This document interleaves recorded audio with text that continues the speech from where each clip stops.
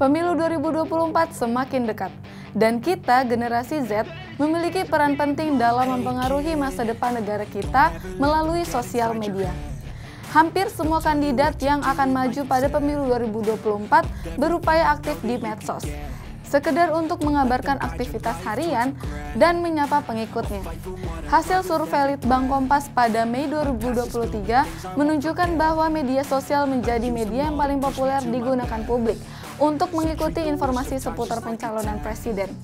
Sebanyak 42,9% dari responden yang tergolong intens mengikuti berita pencapresan paling sering mengaksesnya melalui medsos. Bisa kita lihat dari negara yang lain nih guys, gimana pentingnya media sosial dalam pemilihan calon presiden. Seperti pemilu Amerika Serikat pada tahun 2016, bagaimana Donald Trump memenangkan pemilu tersebut. Karena keaktifannya menggunakan Twitter sebagai media komunikasi utama dengan masyarakat untuk mendukungnya dalam pemilu. Sementara, peran TikTok banyak dibicarakan dalam kemenangan Ferdinand Marcos Jr. atau Bongbong pada Pilpres Filipina tahun 2022. Oleh karena itu, kecerdasan dan kebijaksanaan menggunakan media sosial dinilai semakin penting belakangan ini, menjelang pada pemilu mendatang 2024. Nah guys, kali ini Gemapos telah merangkum 3 tips buat generasi Z. Bagaimana cara bersosial media yang bijak jelang pemilu 2024? Yang pertama adalah saring sebelum sharing. Sebelum kita menyebarkan informasi di media sosial, ada baiknya untuk kita memastikan kembali bahwa setiap informasi tersebut berasal dari sumber yang terpercaya dan terverifikasi. Pengamat telekomunikasi Heru Setiadi juga mengimbau agar masyarakat lebih bertanggung jawab dalam bermedia sosial menjelang pemilu presiden tahun 2024. Dan juga pers diharapkan untuk mengambil peran yang dapat menenangkan suasana. Heru juga meminta untuk mengunggah informasi-informasi yang bersifat positif dan akurat agar masyarakat bisa merasakan manfaat dari media sosial tersebut. Selanjutnya, hindari berita palsu atau hoax. Di masa jelang pemilu ini, seringkali beredar berita palsu atau hoax.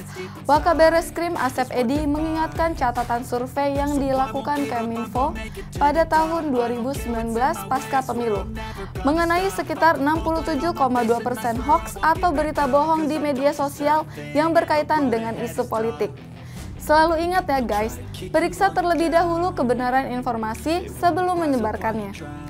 Cek sumbernya dan pastikan itu bukan hasil manipulasi atau propaganda.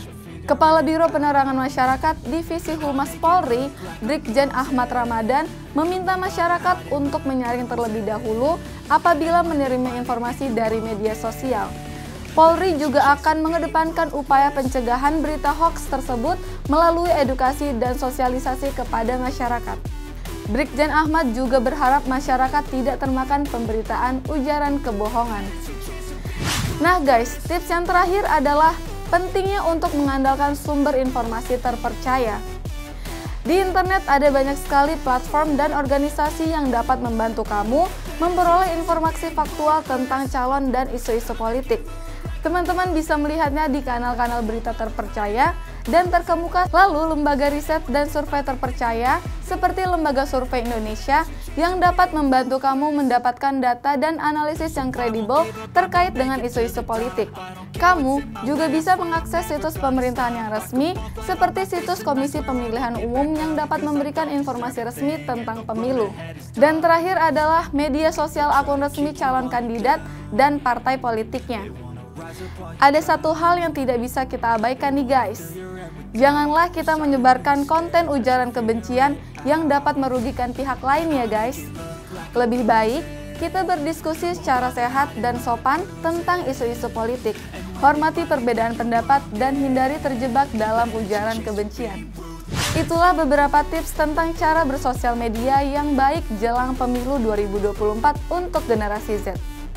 Mari bersama-sama menciptakan perubahan positif bagi Indonesia melalui partisipasi aktif kita di media sosial. Jangan lupa untuk like, subscribe, dan bagikan video ini serta komentar di bawah tentang pandangan teman-teman mengenai pentingnya bersosial media dalam proses demokrasi. Terima kasih telah menonton, sampai jumpa di video selanjutnya.